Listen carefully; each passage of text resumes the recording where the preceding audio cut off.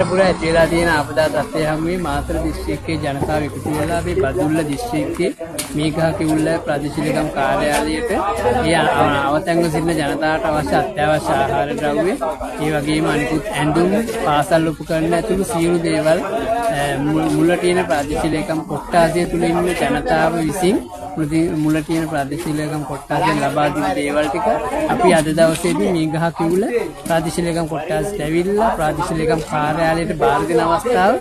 ඉතින් අපි විශේෂයෙන් මතක් කරන්න ඕන මුල තියෙන ප්‍රදේශීයකම් තුමිය එතුමියගේ මඟ පෙන්වීම උපදේශ අනුව තමයි මේ සියල්ල සිද්ධ වුණේ. ඒ වගේම අද දවසේ වෙනකොට ඒ මුල තියෙන ප්‍රදේශීයකම් කාර්යාලය වෙත ලැබිච්ච සියලුම ද්‍රව්‍ය අපි ඉතාමත් වගකීමෙන් මේ සියලුම ද්‍රව්‍ය ටික මේඝහ කිවුල්ල ප්‍රදේශීයකම් කොට්ටාසයට ගෙනල්ලා දීලා තියෙනවා. ඒව දැන් මේ අවස්ථාවේ බාර දීලා තියෙනවා. ඉතින් මේකෙන් බලාපොරොත්තු වෙන්නේ දකුණේ ඒ සහෝදරත්වය ඒ වගේම අපිට දකුණේ ආපදාවක් වෙච්ච අවස්ථාවේදී රට පුරා උදව් කරා වගේම මේ අවස්ථාවේදී දකුණේ ආපදාවක් නැහැ.